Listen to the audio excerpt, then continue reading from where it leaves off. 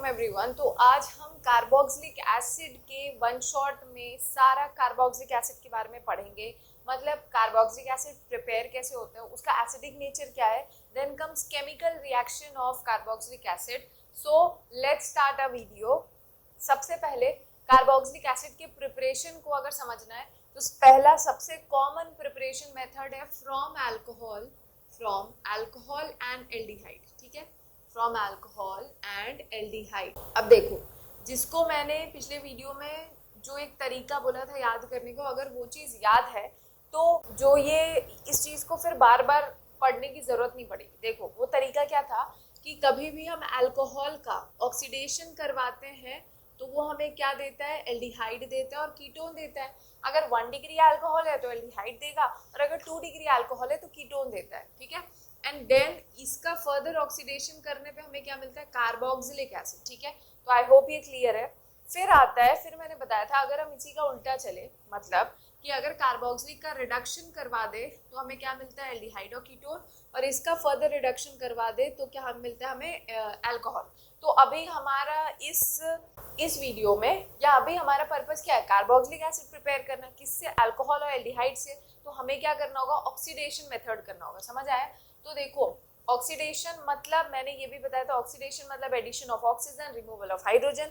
और वो जो 2 हाइड्रोजन हमें निकालने हैं वो एक तुम कार्बन से निकालोगे, एक तुम ऑक्सीजन से अटैच निकालोगे। समझ आए? तो वैसे तो बुक्स में डायरेक्ट दिखा रखा है अल्कोहल है, उसको डायरेक्ट कार्बोक्सिल में कन्वर्ट कर दिया है, लेकिन मैं यहाँ पे उन बच्चों के लिए थोड़ा सा एक्सप्लेन करके समझाऊंगी जिनको मे बी इसमें प्रॉब्लम आए। तो मैं मिडिल स्टेज से मतलब एल्डिहाइड और कीटोन को क्रॉस करते हुए कार्बोक्सिलिक बनाऊंगी। ठीक है, मतलब अल्कोहल लिया हमने RCH2OH, ये रहा अल्कोहल। अल्कोहल को जब हम ऑक्सीडेशन करवाएंगे तो ऑक्सीडेशन मतलब रिमूवल ऑफ हाइड्रोजन, तो यहाँ पे 2 हाइड्रोजन निकाल दो। ठीक, और वो 2 हाइड्रोजन कौन है, एक जो ऑक्सीजन से अटैच्ड है और एक जो कार्बन से अटैच्ड है।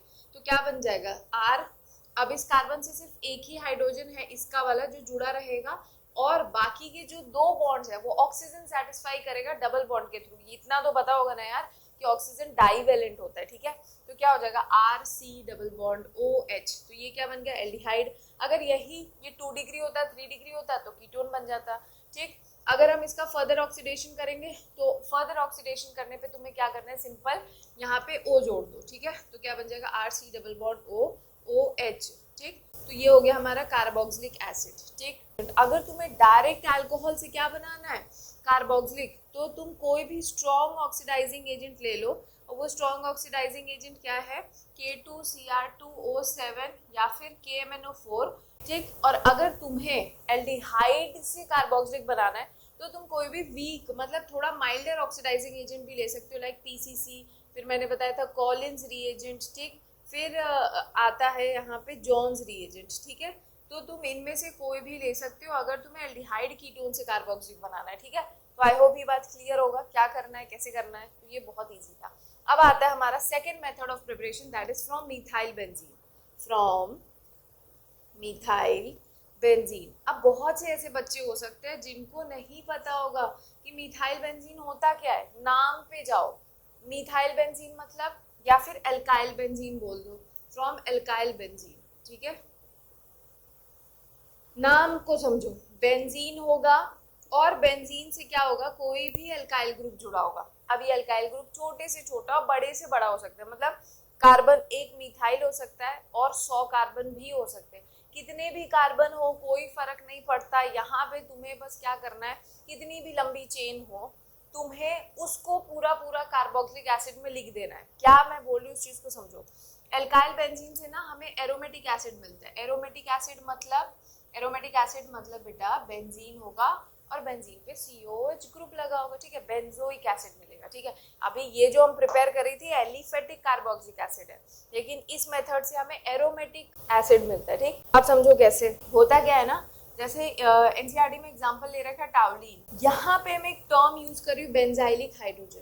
क्या टर्म यूज किया मैंने, बेंजाइलिक हाइड्रोजन। अब बेंजाइलिक हाइड्रोजन क्या होते हैं, सबसे पहले तो ये समझो। ठीक, कार्बन डबल बॉन्ड, कार्बन के बगल वाले कार्बन डबल बॉन्ड के बगल वाले कार्बन को हम लोग क्या बोलते हैं, बेंजाइलिक हाइड्रोजन। और इस कार्बन मतलब ये वाला कार्बन हो गया हमारा बेंजाइलिक कार्बन, और ये क्या हो गया हमारा BC। ठीक है। और इससे जो अटैच्ड हाइड्रोजन है इसे हम लोग बोलते हैं बेंजाइलिक हाइड्रोजन, ठीक है। तो आई होप क्लियर होगा। बेंजाइलिक कार्बन क्या होता है? कार्बन डबल बॉन्ड वाले कार्बन के बगल वाले कार्बन को हम लोग बेंजाइलिक कार्बन कहते हैं, और उस कार्बन से जो हाइड्रोजन अटैच्ड होंगे वो होता है हमारा बेंजाइलिक हाइड्रोजन। तो इस मेथड में ना सिर्फ और सिर्फ ऑक्सीडेशन बेंजाइलिक कार्बन का होता है, बाकी और किसी कार्बन का तुम्हें ऑक्सीडेशन नहीं करवाना है। मतलब है तो यहाँ पे इसके भी 6 कार्बन ना, लेकिन और इन कार्बन से भी हाइड्रोजन अटैच्ड है बाकी 5 से, तो हमें उन कार्बन को ऑक्सीडेशन नहीं कराना। हमें जब भी ये मेथड आए ना, जब हम इसका विगरस ऑक्सीडेशन कराते हैं KMnO4, जब हम इसे KMnO4 के साथ विगरस ऑक्सीडेशन कराते हैं, तो हमेशा तुम्हें क्या करना है ना, जो भी रिएजेंट दे रखा है तुम उसमें बेंजाइलिक कार्बन ढूंढो। उस बेंजाइलिक कार्बन के पास अगर बेंजाइलिक हाइड्रोजन है तो तुम यहाँ पे वो प्रोसेस कराओगे। अगर उसके पास बेंजाइलिक हाइड्रोजन नहीं है तो तुम आगे लिख दोगे नो रिएक्शन नो एक्शन। समझ आया? अगर ये बात नहीं समझ आ रही तुम्हें एक बार क्वेश्चंस के थ्रू समझ आ जाएगा। तो इस वाले कार्बन पे ही सिर्फ ऑक्सीडेशन होगा, because benzylic hydrogens are more reactive than any other hydrogen of alkyl chain। समझ आया? मतलब क्योंकि रिएक्टिव होते हैं तो सिर्फ ऑक्सीडेशन क्या होता है, इसी के कार्बन का होता है। तो इसके कार्बन का ऑक्सीडेशन करना है सीधा। एनसीईआरटी में एक इंटरमीडिएट स्टेज भी बना रखा है, मतलब यहाँ पे बनेगा CO-K+, ठीक है। और इसके बाद डायरेक्ट तुम्हें बनाना ही क्या है, कार्बोक्सिलिक एसिड। मतलब यहाँ पे क्या बनेगा COH, इसे हम लोग क्या बोलते हैं, बेंजोइक एसिड, ठीक। अब मैं दूसरा एग्जाम्पल से समझाती हूँ क्या है। मान लो तुम्हें क्या दे रखा है, ये रहा बेंजीन, और बेंजीन से क्या है, कोई बड़ा सा ग्रुप लगा है CH2 CH2 CH3। हमने क्या किया, इसका विगरस ऑक्सीडेशन कराया KMnO4 के साथ। तो देखो तुम्हें पहचान में आना चाहिए कि एल्काइल बेंजीन क्या है, बेंजीन होगा और उससे कोई भी एल्काइल ग्रुप जुड़ा होगा, ठीक है। और KMnO4 दिखा तो तुम्हें यही स्टेप करना है। यहाँ पे सीधा सीधा क्या कर दो, इन वाले पोर्शन को सीधा किस में बदल दो, कार्बोक्सिलिक एसिड में, ठीक है, COH, ठीक।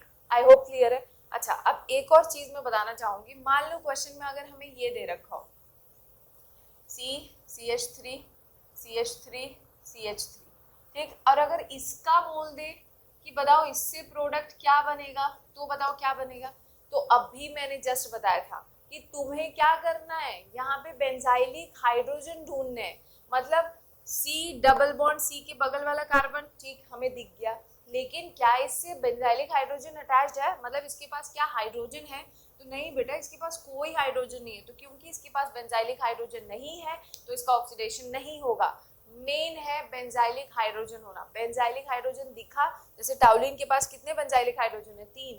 तो यहाँ पे क्योंकि कोई बेंजाइलिक हाइड्रोजन नहीं है तो इस कार्बन का ऑक्सीडेशन नहीं होगा। मतलब यहाँ पे हम क्या लिखेंगे, नो एक्शन, मतलब कोई रिएक्शन नहीं होगा। समझ आया?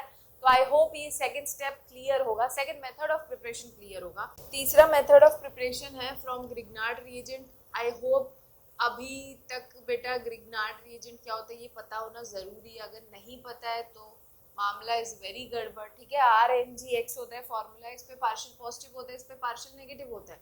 जब भी हम इसको कार्बन डाइऑक्साइड ड्राई आइस के साथ रिएक्ट करते हैं तो हमेशा यहाँ पे हमें क्या मिलता है, कार्बोक्सिलिक एसिड। अब ये कैसे हो रहा है, ये गया इसके पास बॉन्ड पार्शियल नेगेटिव, ये पार्शियल पॉजिटिव।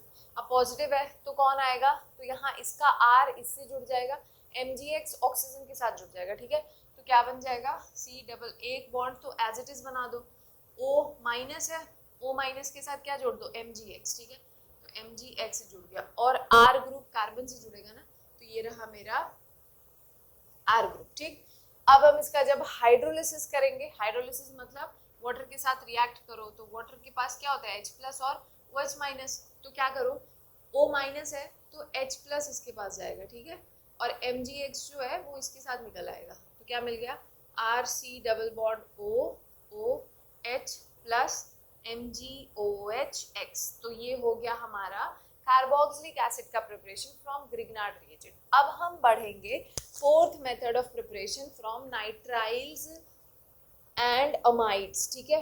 देखो कुछ चीजें तो ना एनसीईआरटी में देखो, क्योंकि मैकेनिज्म नहीं है तो तुम्हें चीजों को ऐसे ही समझना पड़ेगा। मतलब मैकेनिज्म के बिना चीजों को समझना फिलहाल तुम लोग के लिए ज्यादा इजी है, क्योंकि अगर मैकेनिज्म होता तो सोचो क्या होता, तब तो ऑर्गेनिक पढ़ने में और आफत आती। तो फ्रॉम नाइट्राइल्स एंड अमाइड्स। अब देखो, अब अगर तुम्हें बेसिक इसका फॉर्मूला पता होना चाहिए, अगर फॉर्मूला पता है तो वो बच्चा तो आराम से कर लेगा। नाइट्राइल्स का फॉर्मूला क्या होता है, R C triple bond N. ठीक, जब हम इसका हाइड्रोलिसिस करते हैं, अभी तो मैं डायरेक्ट बता रही हूँ, जब हम इसका हाइड्रोलिसिस करते हैं तो ये हमें क्या देता है, RCONH2। ठीक, और जब हम इसका फर्दर हाइड्रोलिसिस करते हैं तो ये हमें क्या देता है, कार्बोक्सिलिक एसिड। ठीक है, तो ये तो तुम एज इट इज भी इसे याद कर सकते हो कि nitriles on hydrolysis gives amide, amide on hydrolysis gives carboxylic acid. तो ये तो एक पैटर्न है जिसको तुम्हें याद करना है। अब ये हुआ कैसे ये समझो, और यहाँ पे क्या होगा, NH3 अमोनिया निकलेगा। ठीक, अच्छा, जब केमिकल रिएक्शन पढ़ोगे ना तो ये चीज तुम्हें दिखेगी कि जब कार्बोक्सिलिक को अमोनिया के साथ रिएक्ट किया जाता है तो हमें फिर से क्या मिलता है, अमाइड। समझ आया? तो मतलब कुछ चीजें तो याद कर लो, मतलब इसको ना तुम लोग चाहो तो रोड मैप की तरह भी पढ़ सकते हो। जैसे कि अभी जब मैं वीडियो में आगे बताऊंगी तो वहां पे मैं बताऊंगी कि अगर कार्बोक्सिलिक एसिड है उसको तुम H2SO4 या स्ट्रॉन्ग एसिड के साथ रिएक्ट करते हो तो वो एनहाइड्राइड देगा। ठीक, तो एक ऐसे एरो बना के दिखा दो, H2SO4 एनहाइड्राइड। फिर होता है अगर उसको PCl3 PCl5 या SOCl2 के साथ देंगे तो वहाँ पे एसिड हैलाइड मिलता है। फिर होता है अगर अमोनिया के साथ रिएक्ट करते हैं तो हमें क्या मिलता है, अमाइड मिल जाता है। फिर होता है कि रिडक्शन करोगे कार्बोक्सिलिक का तो क्या मिलेगा, बताओ, रिडक्शन करने पे क्या मिलता है, अल्कोहल मिलता है। फिर आता है डीकार्बोक्सिलेशन, सोडा लाइम के साथ रिएक्ट करोगे तो हाइड्रोकार्बन मिल जाता है। फिर लास्ट आता है अगर हैलोजन के साथ रिएक्ट करो in the presence of red phosphorus तो अल्फा हेलो कार्बोक्सिलिक एसिड मिलता है। मतलब चाहो तो एक बार बस देख लो, फिर उसके बाद अगर उसको ऐसे बीच में सेंटर में कार्बोक्सिलिक रखो और एरो बना बना के लिख दो किसके साथ रिएक्ट करने से क्या मिलता है, तो ऐसे तुम्हें और चीजें बहुत शॉर्ट में पढ़नी पड़ेगी। समझ आया? तो बर्डन कम पड़ेगा। अब देखो यहाँ पे क्या होता है, तुम्हें as a trick, as a समझाने के तौर पे बताया जा रहा है। ठीक है, तो यहाँ पे होता क्या है, हमें हाइड्रोलिसिस करना है तो क्या कर दो, RC ट्रिपल बॉन्ड N है ना, तो एक काम करो H2 इसके साथ जोड़ दो और O इसके साथ जोड़ दो, तो CONH2 हो गया। समझ आया? फिर हम जब इसका फर्दर हाइड्रोलिसिस करते हैं ना तो हाइड्रोलिसिस में अब क्या है, हाइड्रोलिसिस में क्या होता है, H+ और OH- से बना होता है ना, तो एक काम करो NH3 यहाँ से निकाल दो और इस OH को अब यहाँ जोड़ दो तो क्या मिल जाएगा, RC डबल बॉन्ड OH हमें मिल गया कार्बोक्सिलिक एसिड और साथ में क्या मिल गया, अमोनिया निकल गया। समझ आया? तो ये होता है फ्रॉम नाइट्राइल्स एंड अमाइड्स। अब हम पढ़ेंगे fifth method of preparation, that is from acid halide, then comes acid anhydride, then comes ester. समझ आया? तो वो भी बहुत इजी है। मतलब अगर ओवरऑल शॉर्ट समरी में तुम समझना चाहो तो तुम ये लिख सकते हो कि nitriles, amides, acid halide, acid anhydride, Easter, ये से 5 कंपाउंड्स है जिनका तुम्हें सिर्फ हाइड्रोलिसिस करना है और वो तुम्हें कार्बोक्सिलिक एसिड दे देंगे, बाकी कुछ भी नहीं। और बाकी कितने बच गए, एक अल्कोहल वाला, वो जिसको मैंने वो तरीका बताया था, अगर वो समझ चुका है तो वो हर चैप्टर में ऐसे ही बना सकता है। ठीक है, फिर एक ही तो मेथड ऑफ प्रिपरेशन तुम्हें याद करना पड़ेगा, ग्रिग्नार्ड, वो भी इजी ही है। ठीक है, तो हम क्या करेंगे, अब फिफ्थ मेथड ऑफ प्रिपरेशन पढ़ेंगे और फिफ्थ मेथड ऑफ प्रिपरेशन हमारा क्या है, bye hydrolysis of acid halide. ठीक है, RC डबल बॉन्ड OCl। अगर हम इसका हाइड्रोलिसिस करेंगे तो क्या मिलता है, देखो सबसे पहले ना यहाँ पे H+ और OH- होता है तो ये HCl निकाल दो। ठीक, तो HCl निकल गया तो क्या बन जाएगा, RC डबल बॉन्ड OH। ठीक है, तो acid halide on hydrolysis give carboxylic acid. लेकिन अगर एनसीईआरटी में ये चीज लिखी है कि अगर हम एसिड हैलाइड को NaOH बेस के साथ रिएक्ट करते हैं तो पहले वो कार्बोक्सिलेट सॉल्ट बनाता है, फिर हम उसका एसिडिफिकेशन करेंगे तब कार्बोक्सिलिक हमें मिलेगा। मतलब बेस के साथ ना रास्ता थोड़ा लंबा हो जाता है। ठीक है, तो होगा क्या यहाँ पे भी सेम वही HCl निकाल दो, अगर इसका H और Cl निकाल दो तो इतना हो हिस्सा यहाँ जाके जोड़ दो, तो RC डबल बॉन्ड ONA, और जब इसका एसिडिफिकेशन करोगे तो क्या हो जाएगा बताओ, ये H+ यहाँ आके जुड़ जाएगा तो RC डबल बॉन्ड OH। मतलब मिलना हमको यहाँ भी कार्बोक्सिलिक था, यहाँ पे भी कार्बोक्सिलिक, लेकिन ये थोड़ा ऐसे घुमा के लेके जा रहे हैं। ठीक है, तो आई होप ये वाला समझ आ गया होगा। अब देखो एसिड एनहाइड्राइड से कैसे कार्बोक्सिलिक बनता है, तो इसी का B portion, acid anhydride RC double bond OC double bond OR। ये ग्रुप सेम भी हो सकते हैं, डिफरेंट भी हो सकते हैं। जब हम इनका हाइड्रोलिसिस करते हैं तो हमें क्या मिलता है, कार्बोक्सिलिक एसिड। ठीक है, कैसे मिलता है अभी मैं समझा रही हूँ। जब हम हाइड्रोलिसिस करेंगे तो सेम वही कहानी है, H+ और OH-। ठीक है, यहाँ पे ये बॉन्ड क्लीवेज होगा, जब बॉन्ड क्लीवेज होगा तो खुद थोड़ा सा कॉमन सेंस लगाओ। यहाँ पे देखो तुम्हें ऑलरेडी भाई कार्बोक्सिलिक का तुम्हें फॉर्मूला पता है ना, RC double bond O OH है ना। तो अगर कहीं तुम्हें RC डबल बॉन्ड O दिख रहा है तो तुम्हें क्या लगता है, तुम्हें यहाँ पे कौन सा हिस्सा जोड़ना चाहिए, तो H जोड़ दोगे है ना। तो इसका और इधर क्या मिला हमें, RC डबल बॉन्ड O, सिर्फ यही तो मिला, तो इसका मतलब हम OH जोड़ेंगे तो कहानी हो जाएगी। तो यहाँ पे वही चीज है, इस वाले हिस्से के साथ H+ जोड़ दो और इसके साथ OH जोड़ दो, क्या मिल जाएगा, RC double bond O OH plus RC double bond O OH। ठीक है, तो इस तरीके से हमें 2 मॉलिक्यूल्स ऑफ कार्बोक्सिलिक एसिड मिलता है। वो सेम भी हो सकता है, वो डिफरेंट भी हो सकता है। जैसे एक एग्जांपल के थ्रू बताती हूँ मैं, C6H5 C double bond O C double bond O CH3 है ना। मान लो यहाँ पे इधर कोई ग्रुप दूसरा, इधर कोई दूसरा ग्रुप है, तो हाइड्रोलिसिस करोगे तो वही चीज है, H+ एंड OH-। तो क्या होगा, यहाँ बॉन्ड क्लीवेज हुआ, इधर क्या जुड़ जाएगा, OH, तो क्या देगा, C6H5 C double bond O OH, ये हिस्सा मिला, और इधर जुड़ के हमें क्या मिल जाएगा, CH3 C double bond O OH। ठीक है, तो यहाँ देखो 2 डिफरेंट कार्बोक्सिलिक एसिड मिला ना, तो कौन सेम कार्बोक्सिलिक एसिड देगा कि डिफरेंट देगा, वो इस चीज पे डिपेंड करता है कि उससे एनहाइड्राइड से जो एल्काइल ग्रुप जुड़ा है वो सेम है कि डिफरेंट है। समझ आया। अब हम पढ़ेंगे ईस्टर से। ईस्टर का भी हम जब हाइड्रोलिसिस करते हैं ना तो हमें क्या मिलता है, जैसे मैंने लिया इथाइल बेंजोएट, इथाइल बेंजोएट। ठीक, इसका फॉर्मूला क्या होता है, C double bond O OR, पता होगा ना ईस्टर का फॉर्मूला। तो यहाँ पे मान लो C double bond O O CH3 C2H5 दे रखा है। ठीक है, ये है हमारा इथाइल बेंजोएट। अब जब तुम इसका हाइड्रोलिसिस करोगे तो सेम यहाँ पे भी वही कहानी है, H+ और OH-। हाइड्रोलिसिस करो, यहाँ बॉन्ड टूटेगा, इससे जाके H+ जुड़ जाएगा और इस हिस्से से पूरा OH जुड़ जाएगा। तो मतलब हमें क्या मिल गया, carboxylic acid C double bond O OH plus साथ में क्या मिल जाएगा, C2H5 OH। मतलब ईस्टर का जब हम हाइड्रोलिसिस करते हैं ना तो हमें कार्बोक्सिलिक एसिड के साथ साथ अल्कोहल भी मिलता है। समझ आया। तो कैसे क्या करना है तुम्हें आई होप क्लियर हो गया होगा।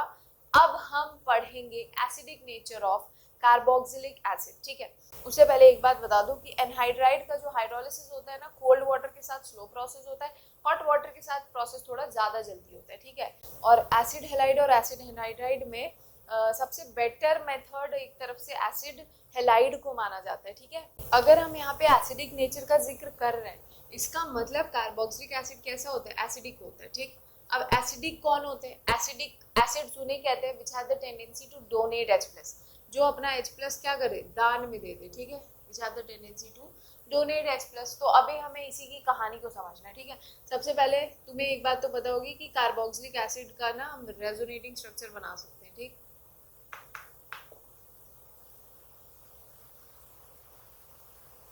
तो अब यहाँ पे क्या होता है, रेजोनेंस होता है। क्या होगा, ये बॉन्ड यहाँ शिफ्ट हो जाएगा और ये बॉन्ड यहाँ आएगा, तो इसका रेजोनेटिंग स्ट्रक्चर कैसा बनेगा, RCO minus double bond O और ऑक्सीजन पे प्लस चार्ज। ठीक, अब मामला यहाँ गड़बड़ होती है, यहीं से हमें समझना है। कभी भी ऑक्सीजन पे प्लस चार्ज या कोई भी इलेक्ट्रोनेगेटिव एटम पे plus charge makes it unstable, मतलब उसको क्या कर देता है, अनस्टेबल करा देता है। तो ऑक्सीजन पे, oxygen being an electronegative atom having positive charge on it makes it unstable। ठीक है, तो ये बात आई होप क्लियर होगा। तो अब अनस्टेबल है, तो वो क्या करेगा, स्टेबिलिटी की तरफ जाना चाहेगा।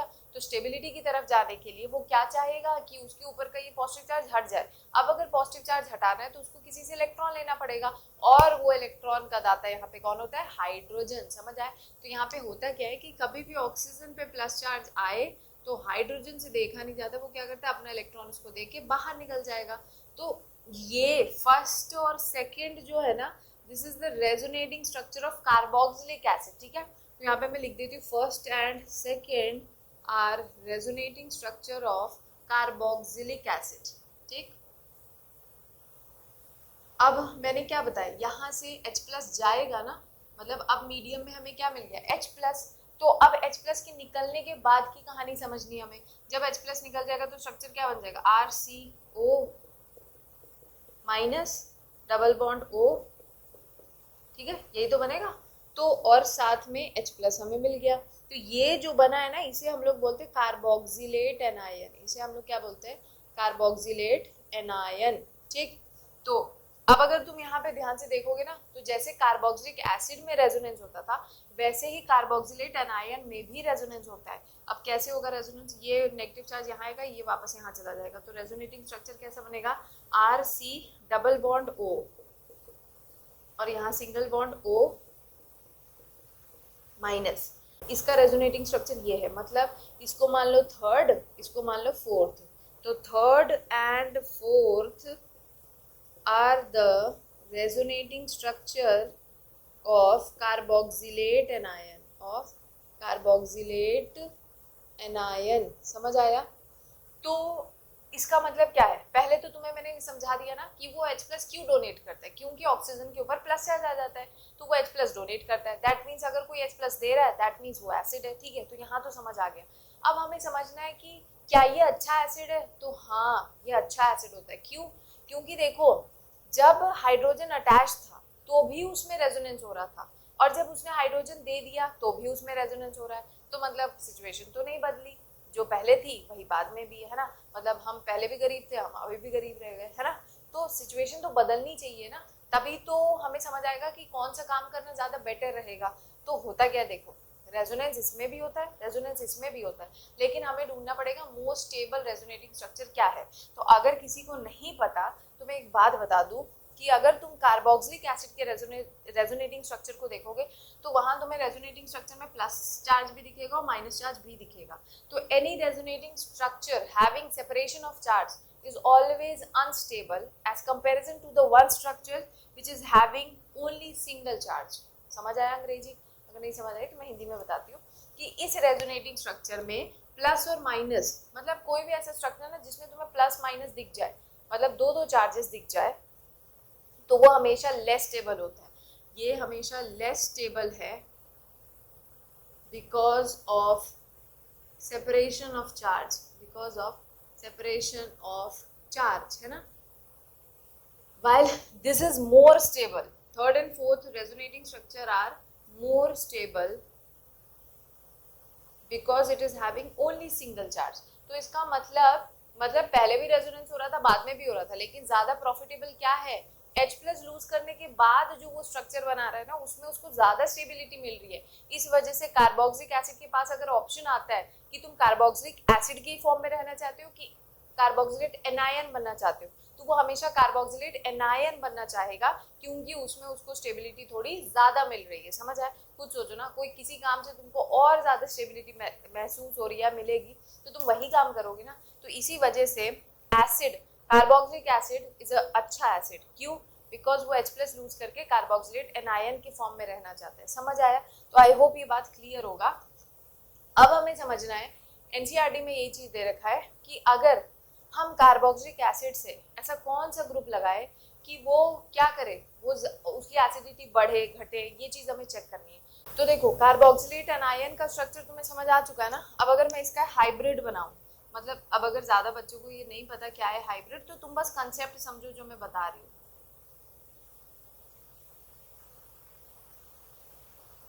ठीक, यहाँ पे हम कैसा ग्रुप लगाए कि वो उसकी एसिडिटी को बढ़ाए और घटाए। ठीक है, एनसीईआरटी में एग्जैक्ट ऐसा ही स्ट्रक्चर बना है। तो देखो, खुद समझो, मैं पहले यहाँ पे चीजों को समझाती हूँ। अगर हम विड्रॉइंग ग्रुप लगा दें, तो विड्रॉइंग ग्रुप क्या करता है, विड्रॉइंग ग्रुप इलेक्ट्रॉन खींचेगा।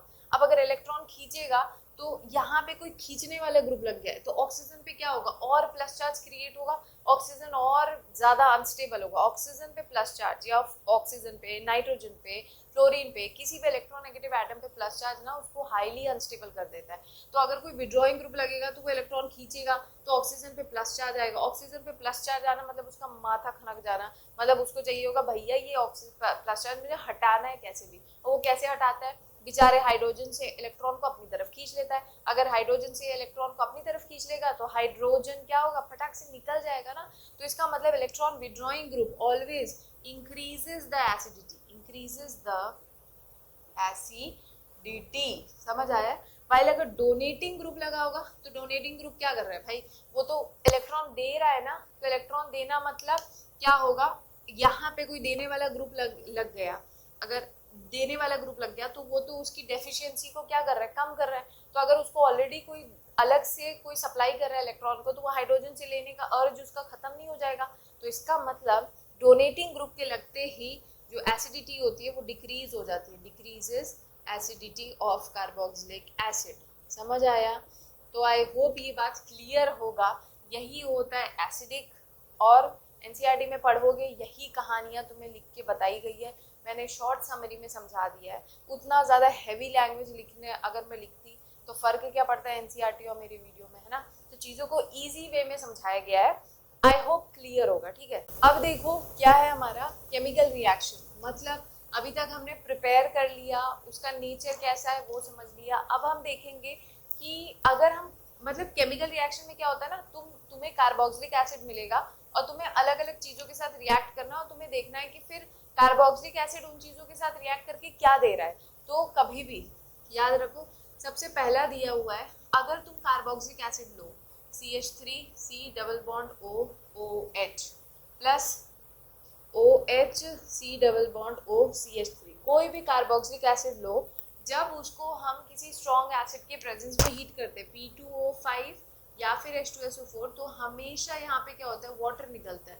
अब वाटर निकलना मतलब ये H2O निकाल दो और आपस में अब सबको जोड़ दो, तो क्या बन जाएगा CH3 C double bond O C double bond O CH3, मतलब क्या बना है, एनहाइड्राइड। तो याद रहेगा एनहाइड्राइड कब बनता है, when two molecules of carboxylic acid are heated in the presence of any strong acid या डिहाइड्रेटिंग एजेंट, तो वाटर निकलेगा और एनहाइड्राइड बनेगा, ठीक है।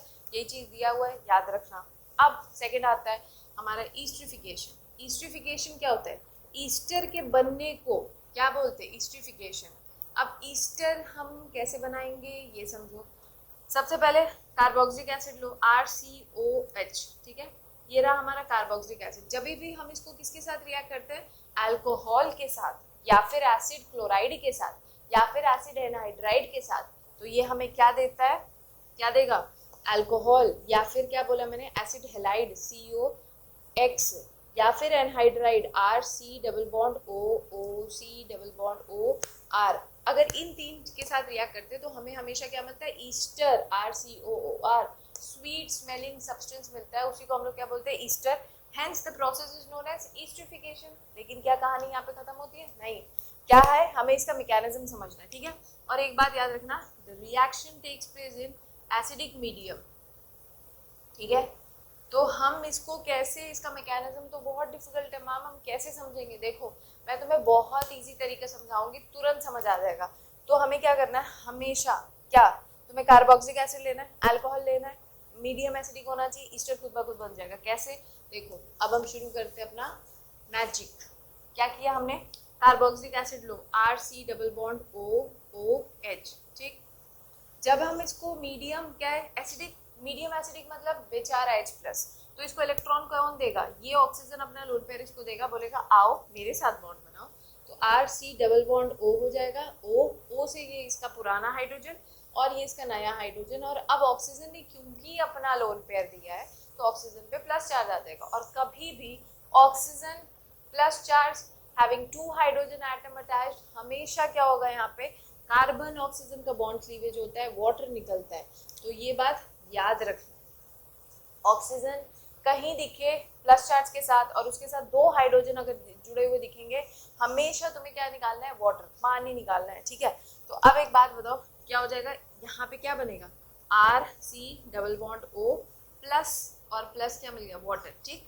तो अब क्या होता है, अब आता है हमारा अल्कोहल का काम। अब ये जो स्ट्रक्चर होता है ना, ये बैक बॉन्डिंग से स्टेबलाइज होता है। क्या होता है, ये बैक बॉन्डिंग से स्टेबल होता है। अब हमारे पास आएगा अल्कोहल महाराज, ROH। अल्कोहल में जो ऑक्सीजन है ना, उससे प्लस वालों का दुख दर्द देखा नहीं जाता, वो क्या करता है अपना इलेक्ट्रॉन इसको देगा, बोलेगा आओ भाई, तो यहाँ पे बॉन्ड बन जाएगा RC डबल बॉन्ड O से अटैच्ड H और O से अटैच्ड हाइड्रोजन, मतलब एल्काइल ग्रुप। अब ऑक्सीजन ने अपना लोन पेयर दिया है ना किसी को, तो ऑक्सीजन के ऊपर प्लस चार्ज आता है, समझ आया। और ये कहानी याद रख लो, गांठ बांध लो, समझ आया। अगर ऑक्सीजन से 2 हाइड्रोजन अटैच है और प्लस चार्ज है तो हमेशा वाटर निकलेगा। अगर ऑक्सीजन से प्लस चार्ज है और अगर उसके पास क्या है, कभी भी एक हाइड्रोजन अटैच है, तो हमेशा क्या होता है, बेचारा यही हाइड्रोजन है जो बलिदान देता है, मतलब ये मीडियम में फिर से H प्लस के फॉर्म में निकल जाएगा। तो यहाँ पे ऑक्सीजन पे प्लस चार्ज है लेकिन सिर्फ एक ही हाइड्रोजन है, तो ये हाइड्रोजन अपने इलेक्ट्रॉन इसको दे के मीडियम में H प्लस के फॉर्म में फिर से हमें मिल जाएगा। तो इसी तरीके से मीडियम एसिडिक मेंटेन रहेगा, RCOOR, ये बन गया हमारा ईस्टर, समझ आया। तो कितना इजी था, देखो समझ आ गया ना। हमेशा तुम्हें कार्बोक्सिलिक एसिड को पहले एसिडिक मीडियम में रिएक्ट कराओ, फिर जो बनेगा स्ट्रक्चर उस पर अल्कोहल अटैक करेगा, ईस्टर बन जाएगा। सो इजी, इसमें कोई ताम झाम नहीं है, समझ आ रहा है। तो आई होप ईस्टरिफिकेशन क्लियर होगा। अब तीसरा आता है, तीसरा क्या है, केमिकल रिएक्शन, कि अगर तुम्हें कार्बोक्सिलिक एसिड दिया हो, कभी भी अब तुम्हें अगर कार्बोक्सिलिक एसिड दिखता है और अगर तुम उसको किसी 3 के साथ PCl3, PCl5 एंड SOCl2 के साथ ट्रीट करोगे, तो हमेशा ये हमें क्या देते हैं, एसिड हैलाइड RCOX, समझ आया। मतलब ये 3 अगर तुम्हें दिखे और कार्बोक्सिलिक एसिड दिख रहा है तो हमेशा तुम्हें एसिड हैलाइड ही बनाना है, समझ आ रहा है। ये सब कुछ हम क्वेश्चंस में प्रैक्टिस करेंगे, समझ आ रहा है। जिसमें कि सबसे प्रेफर्ड मेथड ये होता है, क्यों, क्योंकि ये हमेशा हमें क्या देता है, इसमें बाकी के जो 2 बाई प्रोडक्ट मिलते हैं वो गैशियस होते हैं, तो हमें pure form of acid halide मिल जाता है, समझ आ गया। तो आई होप ये क्लियर होगा। पहला समझ गए, एनहाइड्राइड कैसे मिलेगा, क्या कर दो, कोई भी डिहाइड्रेटिंग एजेंट ले लो। सेकंड, ईस्टर कब मिलेगा, जब carboxylic acid is treated with alcohol, acid halide, anhydride, ठीक है, तुम भी बोलो तभी प्रैक्टिस होगा। फिर तीसरा, जब कार्बोक्सिलिक एसिड को PCl3, PCl5 या SOCl2 के साथ ट्रीट करते हो तो एसिड क्लोराइड मिलता है। अब देखो सिक्स्थ मेथड ऑफ प्रिपरेशन क्या है हमारा, सिक्स्थ में हमें क्या करना है, सिक्स्थ में ये है कि अगर अगर अगर अगर अगर सिक्स्थ क्या है हमारा, यहाँ तक हमने पढ़ लिया, आई होप कुछ छूट नहीं रहा होगा। अब सिक्स्थ में क्या है, अगर हम क्या करें, अगर हम कार्बोक्सिलिक एसिड लें और उसको रिडक्शन करवा दें, lithium aluminium hydride, it is a strong reducing agent, तो स्ट्रॉन्ग रिड्यूसिंग एजेंट या फिर B2H6 के प्रेजेंस में तो क्या होगा, तो रिडक्शन करा रहे हैं, स्ट्रॉन्ग रिड्यूसिंग एजेंट है, तो कार्बोक्सिलिक एसिड क्या देगा, अल्कोहल। अब नेक्स्ट आता है हमारा 7th, जो कि क्या था, डीकार्बोक्सिलेशन। डीकार्बोक्सिलेशन क्या है, अगर हम sodium salt of carboxylic acid लेते हैं, ठीक है, और उसको हम सोडा लाइम के साथ रिएक्ट करते हैं। सोडा लाइम क्या होता है, NaOH and calcium oxide in the ratio of 3:1। तो कभी भी हम जब सोडा लाइम के साथ रिएक्ट करते हैं तो होता क्या, यहाँ पे Na2CO3 निकलता है। मतलब देखो Na2 इतना हिस्सा निकाल दो, Na2CO3, तो जब यहाँ पे Na2CO3 निकल जाएगा, ये हाइड्रोजन इसे जोड़ दो, RH प्लस Na2CO3, मतलब क्या मिल गया हमें, हाइड्रोकार्बन। तो इसी प्रोसेस को हम लोग क्या बोलते हैं, डीकार्बोक्सिलेशन। आई होप क्लियर होगा। देन हमारा आता है 8th में क्या है हमारा, अगर फॉर्मिक एसिड के अलावा कोई भी कार्बोक्सिलिक एसिड लो जिसमें कि क्या हो, अल्फा कार्बन प्रेजेंट हो, RCH2COH, ठीक है, फॉर्मिक एसिड के अलावा कुछ भी ले लो except formic acid. Except formic acid अगर हम क्या लेते हैं, कोई भी कार्बोक्सिलिक एसिड लेते हैं, उसको हैलोजेंस के साथ रिएक्ट करते हैं in the presence of red phosphorus, तो क्या होता है, हैलोजन हमेशा क्या होता है, इस हाइड्रोजन अल्फा हाइड्रोजन से जाके जुड़ जाता है और हमें यहाँ पे क्या मिल जाएगा, अल्फा हेलो कार्बोक्सिलिक एसिड। और इसी रिएक्शन को सबसे लास्ट में रिएक्शन दे रखा और ये है HBZ रिएक्शन। मैं क्या बताया, कार्बोक्सिलिक एसिड जब स्ट्रॉन्ग हीटिंग करोगे किसी स्ट्रॉन्ग एसिड के साथ तो एनहाइड्राइड बनाएगा, जब carboxylic acid alcohol, acid halide, acid anhydride के साथ रिएक्ट कराएगा तो ईस्टर बनेगा। जब कार्बोक्सिलिक एसिड अमोनिया के साथ रिएक्ट करता है तो अमोनियम सॉल्ट देता है, जिसको हम हीट करते हैं तो अमाइड मिलता है। फिर कार्बोक्सिलिक एसिड का जब तुम रिडक्शन कराओगे तो वो अल्कोहल देगा। जब तुम sodium salt of carboxylic acid लो, उसे सोडा लाइम के साथ रिएक्ट करो, तो हमेशा ऐसे ही करना, कोई भी क्वेश्चन दे रखो Na2CO3 निकाल दो तो हाइड्रोकार्बन मिल जाएगा। तो तो ये सब कन्वर्जन्स में यूज होंगे, ऐसा नहीं है कि ये सब डायरेक्ट क्वेश्चन आ जाते हैं, ठीक है, ये सब कन्वर्जन्स में यूज होने वाले। देन एक्सेप्ट फॉर्मिक एसिड, कोई भी ऐसा कार्बोक्सिलिक एसिड जिसमें अल्फा हाइड्रोजन प्रेजेंट है, जब हम उसको हैलोजेंस के साथ रिएक्ट करते हैं in the presence of red phosphorus, तो अल्फा हैलो कार्बोक्सिलिक एसिड मिलता है। इस रिएक्शन को हम लोग HBZ रिएक्शन कहते हैं। अब हम मिलते हैं नेक्स्ट वीडियो में, जिसमें हम सारे प्रीवियस ईयर क्वेश्चंस को डिस्कस करेंगे जो कि एल्डिहाइड, कीटोन और कार्बोक्सिलिक से आए गए हैं। तो मेरा एफर्ट्स है ताकि मैं अच्छे से अच्छा वीडियो बनाऊं, अच्छे से अच्छा समझाऊं, ताकि तुम लोग को समझ आ जाए, भले ही लास्ट टाइम में तुम लोग की नैया पार हो जाए, ठीक है।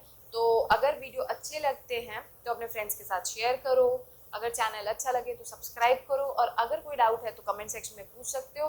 तब तक अपना ध्यान रखो, अच्छे से पढ़ाई करते रहो। Thank you and bye.